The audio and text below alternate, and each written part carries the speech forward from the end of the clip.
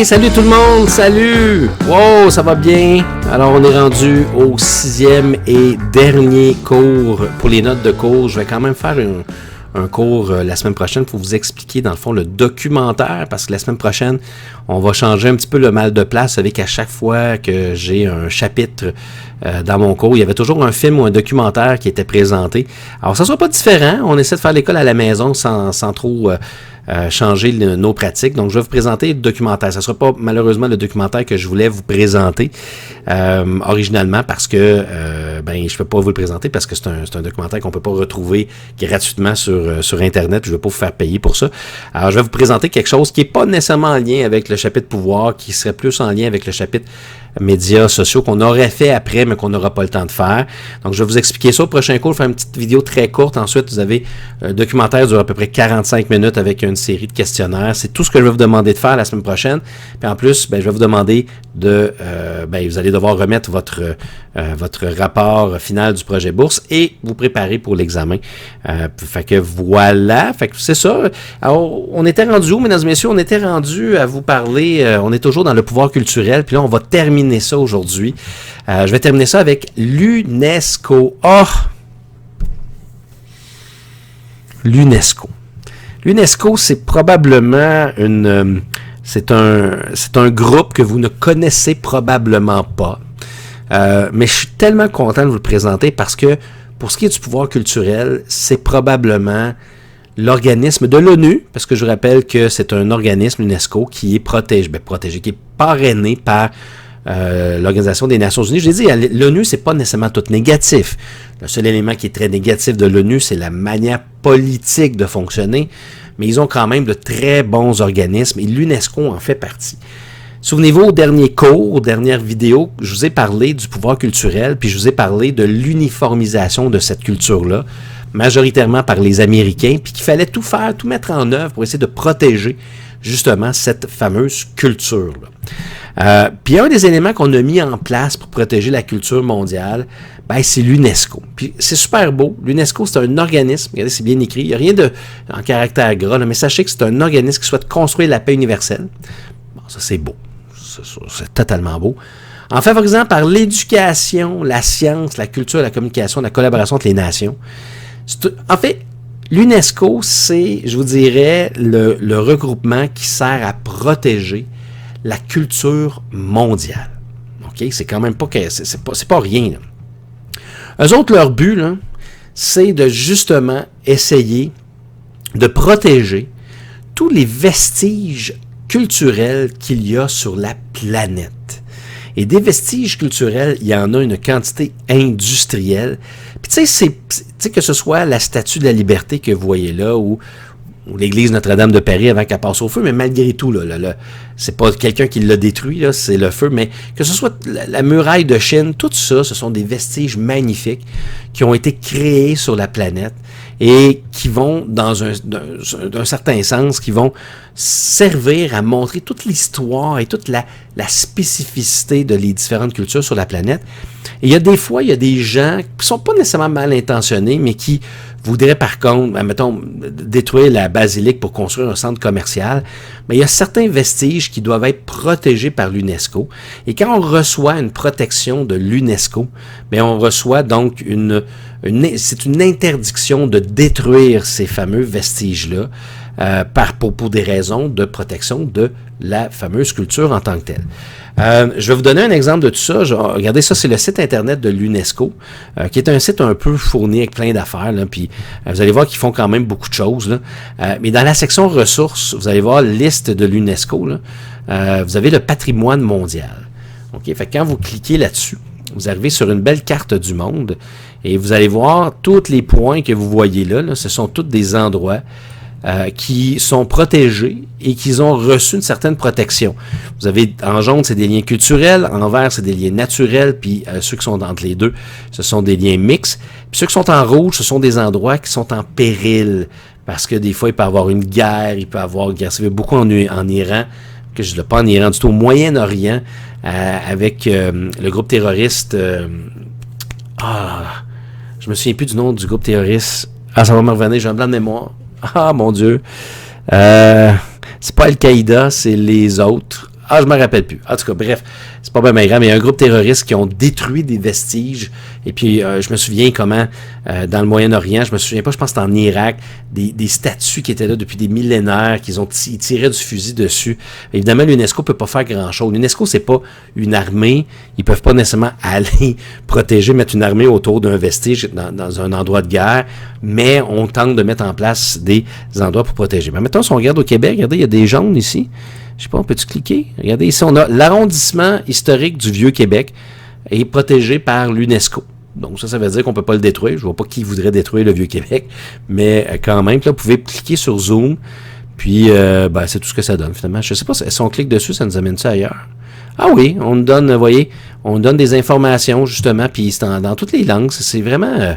je trouve que c'est quand même un bon site. C'est bien fait, beaucoup d'informations. Puis ça nous donne beaucoup de choses.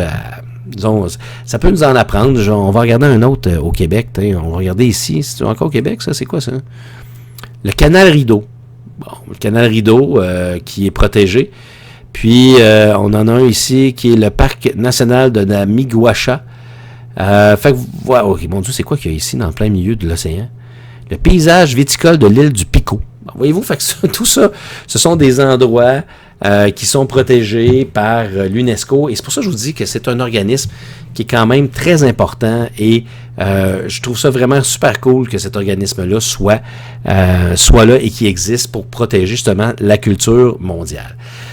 Il y a aussi un autre élément qui est super cool, sans faire, je suis pas mal certain que vous connaissez pas du tout l'existence de ça, mais c'est la préservation du patrimoine immatériel. C'est bon, là je vous ai présenté tout plein d'éléments matériels que l'UNESCO veut protéger, que ce soit des vestiges culturels, que ce soit des éléments naturels, mais des fois il y a des humains, surtout je vous dirais des groupes autochtones, qui sont en voie de disparition parce qu'ils sont en train de se faire assimiler et ils ont une connaissance qu'on ne veut pas perdre. Fait qu'on dit que constituer, entre autres, des traditions orales, des langues, des costumes, des coutumes, des danses, des arts, du spectacle, des techniques artisanales, ce patrimoine forme des expressions vivantes des diverses cultures et l'UNESCO a le mandat de justement s'assurer qu'on n'oublie pas. Ça, je vous dis, c'est vraiment beau, c'est vraiment cool l'UNESCO, quand on sait que le but un petit peu de notre vie, c'est de ne pas oublier, puis peut-être que vous autres vous en foutez un peu de... C'est normal, là, je dis, tu sais, on peut se foutre de toutes ces affaires-là, mais on sait qu'il y a un organisme qui sert à ça. Puis juste pour vous revenir encore une fois sur le site Internet, parce qu'on parle de 90 chefs-d'œuvre, mais ça, c'est quand j'ai pris les informations. C'est probablement plus que ça aujourd'hui. Regardez, il y a le patrimoine culturel immatériel qui est là. Et là, vous pouvez trier par année, ou vous pouvez trier par pays. Je ne sais pas si Canada est là. On va regarder, on a-tu du patrimoine? Alors, Canada n'est pas là. Vous voyez qu'on n'est pas dans le patrimoine immatériel. Mais vous avez la liste. On voit qu'il y en a 549 maintenant. Fait, vous pourriez changer les 90 chefs-d'œuvre.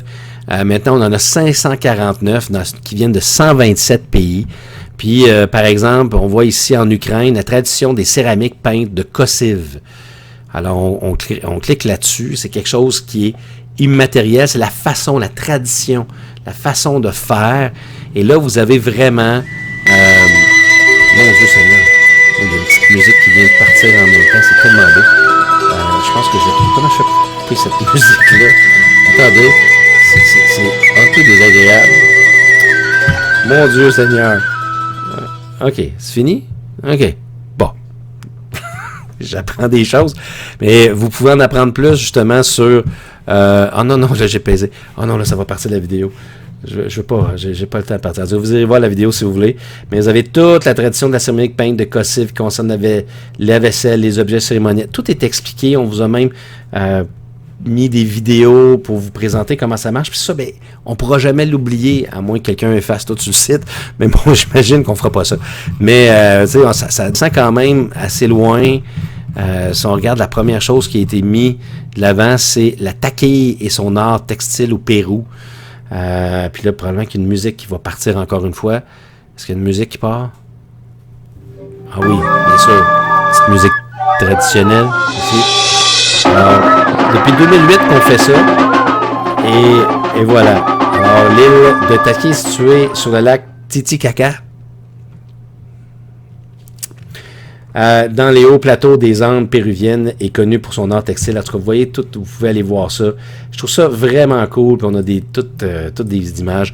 Bref, je voulais vous le présenter. Je trouve que l'UNESCO, pour le pouvoir culturel, c'est vraiment très, très cool.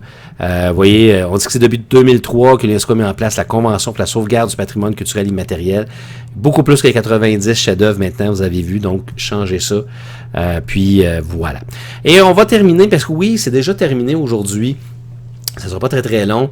On va parler de la gestion du réseau Internet. Parce que quand même, le réseau Internet, il y a beaucoup, c'est une zone grise, hein, Internet, encore aujourd'hui.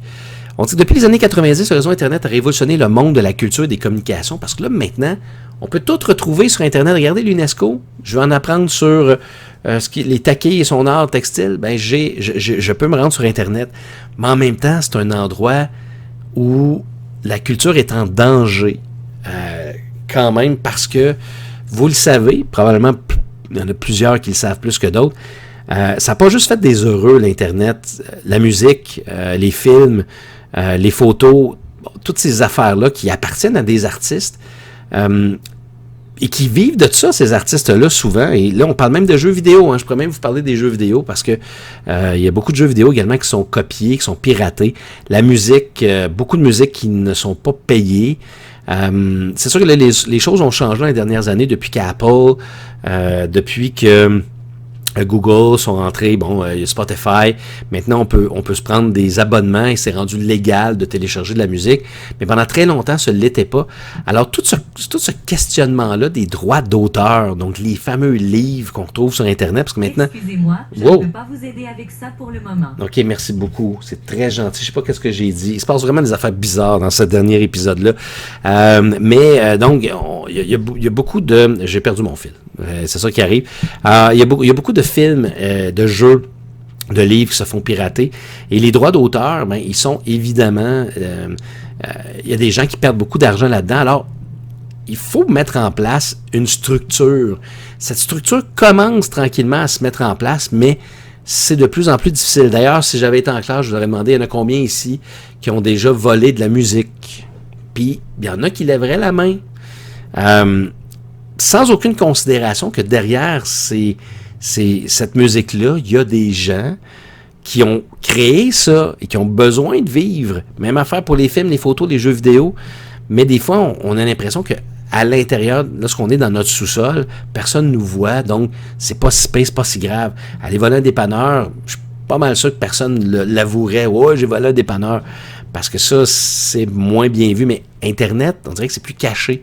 Alors, juste pour vous dire qu'il y a définitivement l'OMPI qui existe, qui est une organisation, encore une fois parrainée par l'ONU, qui s'appelle l'Organisation mondiale de la propriété intellectuelle, qui a été créée en 1996, qui a élaboré 2 traités internationaux et qui ont l'importance de revoir ces traités afin d'inclure les lignes directrices, qui voudraient protéger un petit peu plus les droits d'auteur. Malheureusement, je vous rappelle que c'est pas encore vraiment bien implanté, mais c'est sûr qu'il y a un grand questionnement.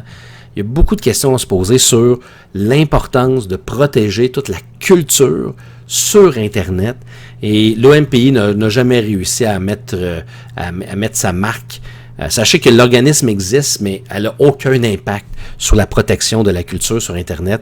Mais c'est quelque chose qu'il faut quand même garder en tête et c'est très, très, très important parce que le vol culturel est quelque chose qu'il faut éliminer parce que les gens vont arrêter de créer tout simplement. Et là, rendu à ce moment-là, c'est nous qui allons être perdants dans toute cette situation-là.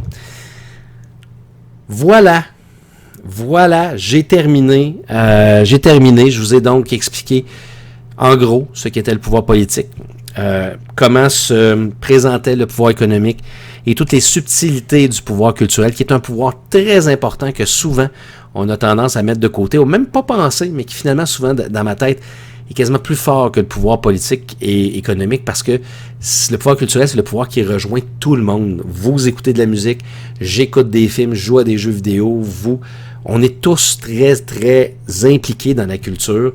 Et je pense qu'il faut trouver une façon de bien la protéger, de faire attention. Je dis pas que c'est mal hein, d'être uniformisé, mais je pense qu'il faut quand même conserver sa spécificité. Et j'espère que vous allez avoir bien compris ça. Bon, ben, je vous remercie beaucoup. Fait que n'oubliez pas, gênez-vous pas si vous avez des questions. J'ai mes séances mardi, mercredi. Donc sur Teams, vous pouvez venir clavarder, jaser avec moi, poser des questions. Je suis disponible sur Teams n'importe quand. Aussitôt que vous m'écrivez une question, ça apparaît sur ma belle petite montre. Puis j'essaie, si je suis disponible, je vais vous répondre le plus rapidement possible. Je vous rappelle que la semaine prochaine, il va y avoir encore une dernière vidéo très courte où je vais vous expliquer le petit travail que vous allez avoir à faire pendant la semaine. Il n'y aura pas de cours en tant que tel, c'est un documentaire que vous allez devoir regarder. Et la remise du projet, donc du rapport final du projet bourse, vous avez jusqu'au 8 juin avant 23 heures pour me le remettre. Puis pour ce qui est de tous les autres travaux, dans le fond, vous avez jusqu'à la dernière semaine pour me les remettre. Quand je dis la dernière semaine, c'est vraiment spécifiquement la dernière, au début de la dernière semaine. Donc quand ça va être la semaine de faire l'examen, ben il va falloir que ce soit remis. Okay? Donc si vous ne les avez pas fait encore, allez-y. Moi je corrige en passant au moment où j'enregistre ceci, il me reste 5 copies à corriger de ma semaine 1. Fait que là, je vais corriger la semaine 2. Donc, j'essaie d'être toujours à... Donc, la semaine que je vous donne le travail, la semaine d'après, je le corrige. Et ainsi de suite. Ça va être comme ça jusqu'à la fin de l'année. J'ai aucune idée de ce qui va arriver avec vos notes encore au moment où j'enregistre ceci. Je ne sais pas ce qu'on va faire avec l'évaluation. Mais bon, bref, qu'est-ce que vous voulez? C'est la vie. Voilà, je vous remercie beaucoup. Prenez soin de vous. Je vous remercie beaucoup de prendre le temps de regarder ça. Mettez des pouces. Faites des commentaires. Dites-moi ce que vous pensez. Puis on va se revoir donc la semaine prochaine avec une dernière vidéo. Voilà, merci, bye bye.